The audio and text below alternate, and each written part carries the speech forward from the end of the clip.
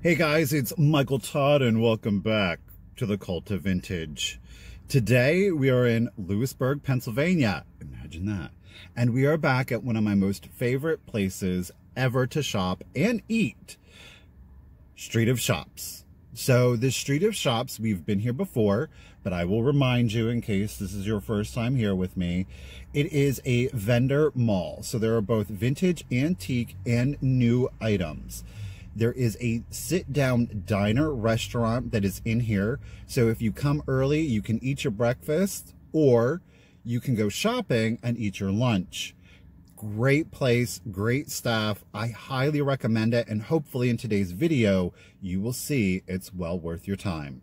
So I'm going to zip it and we're going to get in here. We're going to get shopping and see if we can't find anything for resale or for our own collection. Not that I would ever, that's never a priority, right? I'm always like, what can I resell? What can I resell? I'm never like, what can I put in my collection? That wouldn't happen.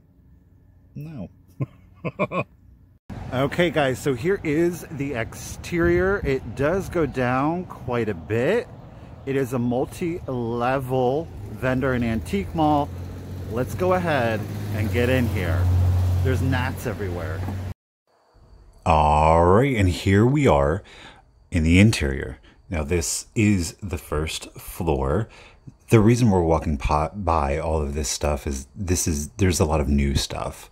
Now I am about to point out that right up front and here to the left is the restaurant, and I do recommend it. But on the first floor, there are a lot of display cabinets. So we are definitely going to head in here. We're going to make a jump and check them out. Now, obviously, like I said before, we have been here before, so I'm really going to try to concentrate on things that we haven't seen in the past. And the first thing that was new to me, to us, is this wonderful little Japan pig. She is a bank. She's pretty unusual with her applied florals, and she is at $20. Now, I didn't pick her up. We're going to jump. Simply because when I was running comps, there wasn't much room for profit on it. So it was a fantastic collector's price. They usually go for about $30, $35. So I'm not that I'm going to snub $15. If I found it on the ground, I'm going to pick it up. You know what I mean? But some beautiful art glass in here, a lot of paperweights. I know nothing about them. I think that they're very pretty. If anything, I would simply buy on aesthetics versus recognizing, oh, this is by this artist or this is this technique. Again, I would rely more on an aesthetic value than anything else. Now in here, I did see this cute little Bisque doll. She, her arms were there. They were just off of her. God love her. I see another little Bisque doll there in the back. I don't know. Lately, for some reason, these little dolls have been attracting me. They've been whispering in my ear, maybe trying to possess my soul. I don't know. And then I did see some men's rings. I don't typically wear jewelry. I do have an antique Art Deco ring that I need to get repaired. Used to wear it all the time. And this fantastic little wax doll. She is made out of wax, only $19.95. I thought that was an amazing deal. The fact that she is made out of wax and has withstood the test of time. And these little bunny pixies sitting on the drums, they had them marked at $18.95. That is actually, we're going to make a jump here. It is a really fair collector's price. Easter pixies really retail very high, anywhere from $30 to $50. But again, not being in the spring, not being in Easter, they don't command as much of a resale value simply because the demand, the desire to have those Easter pieces aren't there. Now we have been at this particular case before, but I am checking it out just to see if there has been anything new added.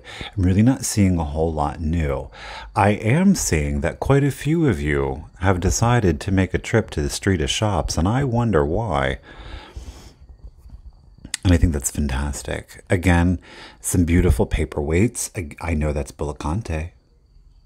Now, I think it was Imperial glass, so I certainly recognize that. But then again, it had a sticker on it, so, I was cheating. We've seen these before, the blue Fenton thumbprint. I ran a double comp on it. We're about to make a jump and head upstairs. I did run a comp on those, about 2 to 3 times what they were asking. So again, it's an amazing deal for a collector. There is definitely an opportunity for resale there, but it just simply wasn't what I was looking for. And I do see that axe, that instrument of murder. And then I was like, oh, wait, I see zebras. Aren't they darling? And, there is a lot of paint loss to them, but it is simply something that I think, and they were only $6. I think that the paint loss on those does add a little extra character to them.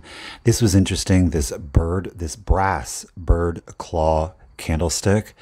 It was unusual. It was a little pricey. It was a little spendy for me. Now, I do know for a fact, you're going to see some Rae Dunn here on the top.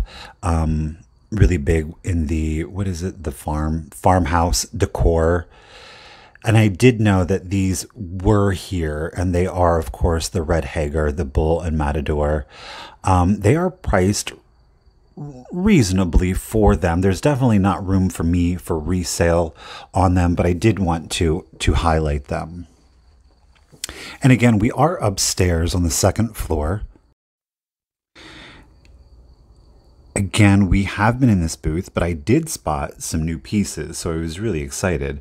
And the first thing that I saw was this Ellie Smith Moon and Stars candy compo, and I was like, oh, do you glow? And here I'm struggling trying to get my UV flashlight out, so we're going to make a jump. Do you see that? I was struggling. I was like, get out of my pocket. It doesn't glow. Sad days. At $22. If it had glowed, I would have picked it up. That uranium, it always makes it more popular. And there is an Ellie Smith canister jar that somebody did turn that into a lamp. Another piece of Ellie Smith. They have it listed as a banana boat. I would have probably, okay, I'll give you a banana boat. Let's go with banana boat, you guys. I'd stick my bananas in there. That was wrong. We did see some empty booth space here. I think this is a fantastic place. So if you are in the Lewisburg area and you're looking somewhere maybe to start a booth, the Street of Shops definitely would be a good place, I think. Just one person's opinion. Now, I'm kind of doing a little overview. Like I said before, I'm always a big fan of, just because it doesn't fit your aesthetic, still go in and check it out because it only takes that one piece. However, due to the frequency in which I do go here, I am very familiar with a lot of what the vendors sell. And I definitely wanted to go into this particular booth because I have found a number of smaller items. So she's always got them kind of like, right there you see, in like these little cubbies. So you quite literally have to go in to see what is in them. And I did see these 2 little Bisque. Well, the one I'm picking up now is Bisque. They were unmarked, and I love it. It's a wee vintage boxer. That is right. I love a description. This one was glazed. But again, they were unmarked. They were $4 each. Again, for a collector, shoot. I don't collect dog figurines. They didn't really speak to me. Look at that little bugged out hedgehog there on the left. Did you see him? Rewind and go look. He's had a life. Now, I did want to make a special stop at this place because the last time I was here, they did have some things hanging on the wall. And look, I'm trying to play it cool. I'm trying to pretend like I'm not here with something very specific on my mind. We're going to do a slow turn. I'm silently throwing up a prayer. Please be here. Please be here. And look, it is here. Yep, that's right. No, not you, little keychain. You, Pixie Mouse. You adorable little made in Japan. Oh gosh, isn't it so tacky? It is. It's good. It's so great. So good. And what I'm doing right now is I'm looking to see if he has his Made in Japan sticker. And then I was like, oh, you do. It's on your hat. And then I was struggling. Struggle bus. And I am attempting, rather poorly, to show you the Made in Japan tag. It is on his little hanger. You know, I know some people might gawk at paying $12, but it is actually a really good deal. I actually have several of these bedtime pixies. I did not pick him up just because, again, I do have a number of them. Well, see there, I successfully showed you the sticker. But if you do see these in particular, these little rubber faces, if you will, I would definitely recommend picking them up. There is a very strong market, and there's a strong market throughout the course of the year. Christmas and Halloween, I find people are always looking to buy it. I'm crossing my fingers because I wanted this pig to be really cheap. $27.99. It wasn't cheap enough. Again, at $27.99, I thought it was a fantastic price for a collector. Yeah, it is reading kind of modish, maybe 60s, 70s. She's a rather large pig. So would that make her a sow? Maybe. I don't know. And while I said we were upstairs, there is an even higher elevation. And we're headed up there right now. Now, I wanted to give you guys the grand tour. I typically do not. Oh, little Fenton hobnail opalescent there for you. I love those. I had a blue one that I sold because you can't keep everything. Now, I know you're like, Michael, really? But you know what? Here's the thing. I wanted to showcase this because I thought it was done so beautifully. You know, am I going to buy anything out of here? No. But what I do appreciate is the time, the effort, and the thought that this vendor put into their display, into their booth. It is beautifully done. You quite literally feel like you are in a garden. Now look, no shade, but here's the truth. There's a particular reason, and as you're going to discover, why I don't really come up here too often. And that is because the majority of items up here are newer. That's not to say that there aren't vintage items thrown in. So I did think that it was worth filming because, again, you just simply never know. I had the time. I wanted to share the experience with you guys. So I thought, well, let's go ahead and check it out. So you can kind of see, like, to the left and the right there, again, they are rusticy, very country kind of decor. There's a few vintage items that are going to be thrown in there. Don't worry, that wasn't Amberina. It was flashed. That vase, if you saw it, and I bet you did. You were like, you're going by it. Oh, no. No, I didn't. I promise. Trust me, this video is going to get better. Oh, this was the second most expensive spend I've had for resale. So yeah, it was a little disconcerting to see so many empty booths. You know, I don't know when I was here. Now, keep in mind, it was Memorial Day that I was here. It was very busy. I forgot that it was Memorial Day, and it did make for an interesting video experience, trying not to capture people. People were being people. We're going to jump. And now we are headed downstairs. And I left it in. Look, I'm like, oh, I'm not the best person to try to film going downstairs because I feel like I'm going to kill myself. And if you saw in the mirror there, I did in fact have a basket, but I only got the basket after I got the pixie because the pixie broke the spell. You can only get a basket after you find that first item. If you get a basket before you find the first item, you're jinxed. That's my story, and I'm sticking to it. Now, I did want to check this booth out because, of course, there's a sale. There wasn't a lot of turnover in this particular booth, and that was okay. So we just we moved on. Ooh. I was like, so nobody thinks we're going by the good stuff. I promise you, we're not going by the good stuff. Now, this booth in particular looked very promising. I did go in, I did check it out, but again, it was newer. There were some vintage things. We're going to jump. I had looked around a little bit here, and I mean, who doesn't need a rainbow fur backpack? I don't. I mean, if you do, it's at the street of shops in Lewisburg, Pennsylvania.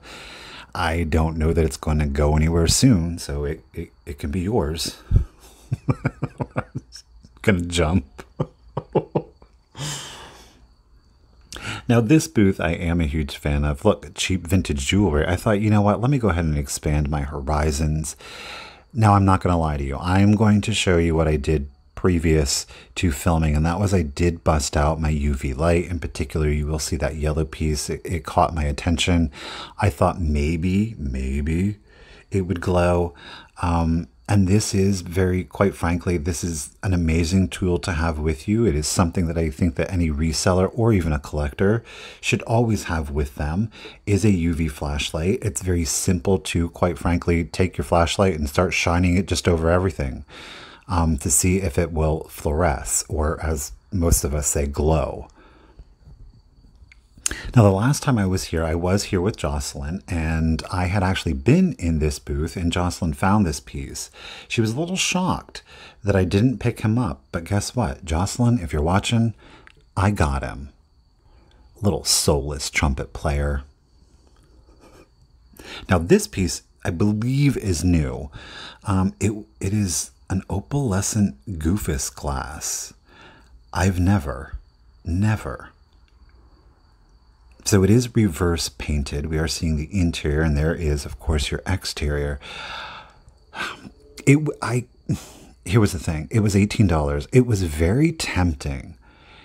I still don't know how I feel about leaving this behind. It was highly unusual. Like I said, when we think Goofus glass, we think the entirety of the glass has been painted gold with some red accents. I have never seen an opalescent piece. I mean, you're going to see here in a little bit that's the first, but it's not going to be the last piece of opalescent Goofus glass that we've seen. So this booth is a little narrow to get through, so that's what we're seeing now. Say, okay, we made it through. I breathed a sigh of relief.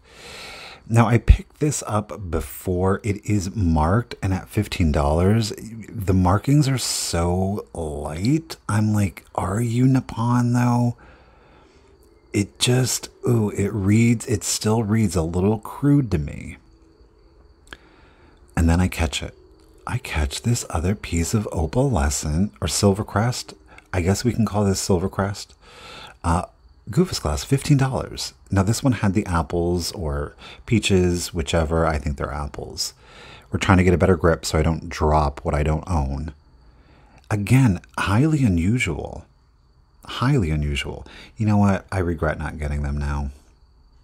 I more so regret, I think, this particular piece. Beautiful for fall decor, wouldn't it though? And then I catch this lamp, this mid-century lamp. It is ceramic, obviously. It is working, obviously. It has a dragon. It has a dragon on the front and on the side. I was like, how much are you? They have it marked as dragon lamp, $20. That is a fantastic price, especially for a collector. Now, do I think that there is room for resale on it? Yes. Here is the thing. Because I am primarily selling on YouTube Live, I don't really think that the market for a ceramic dragon lamp is there. Do I think we're going to jump? Do I think that there is one on eBay? Absolutely. But at $20, I don't know that there's a whole lot of room for profit, especially after you're taking out your fees. Now, I did see this absolutely stunning picture. I love the colors. I love the simplicity. There is a delicacy to the piece. And I was like, does this say $6? And then it says, see handle. There's a pretty significant chip in the handle right where it has been applied. That does not make it structurally sound. Not that you would necessarily use it for a picture, but more as a decorative piece. If you were to pick it up, I would fear by the handle, I would fear that it would crack and break on you. So that was just a sad, sad thing to see. But this was a very happy thing to see. These are mid-century, very, again, tacky looking. They are like the composite wood. They are imported. They're, I believe, oh goodness, Byron's. You would think I would know. I bought them. I don't. I have had the cat before. I've never had the squirrel. And then I entered into this booth, and to my left, lo and behold, what do I see but a poodle? Oh yeah, we found a poodle.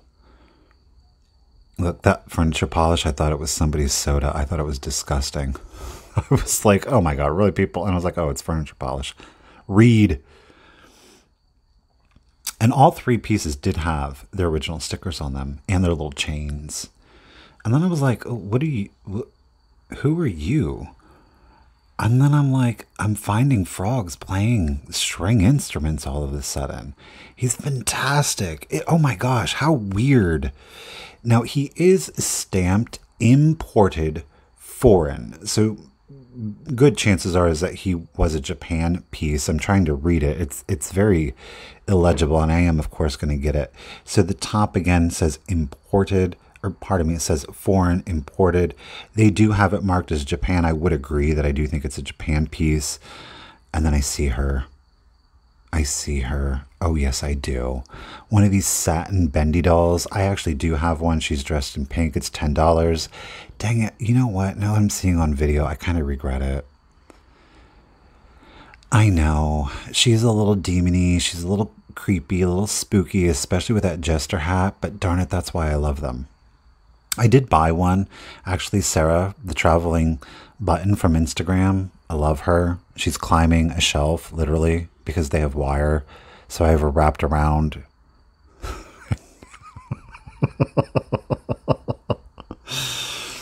Oh, yeah. Trust me. The Cult.Of.Vintage YouTube channel, the name isn't the only thing weird up in this joint. I do see a box of dolls. You know, I thought, well, hey, I might find a really cool one, a really weird one, a really creepy one. Those are the ones that do, in fact, sell. And this little queen here, she is one of those Betty Buys, and she...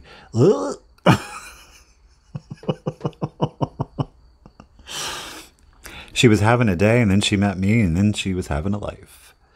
And this, I'm very sad to report. You know, the last time I was here, again, I was with Jocelyn, and we found this booth had amazing items, and this is what was left. Or was it?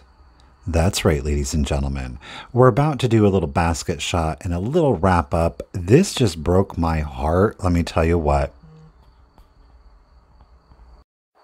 And here we are. So this is what we have found so far. Again, we found the 3 composite wood animals with their little chains and their little rhinestone eyes. Our pixie elf, our frog, and our soulless little jazz player. I love that frog, and I did keep him. I'm not lying. The soulless boy, the frog, and the pixie mouse, definitely keeping. But you guys, this is just part 1. Make sure that you stay tuned for part 2. But until then, guys, remember, keep it rusty, crusty, and most importantly, keep it dusty.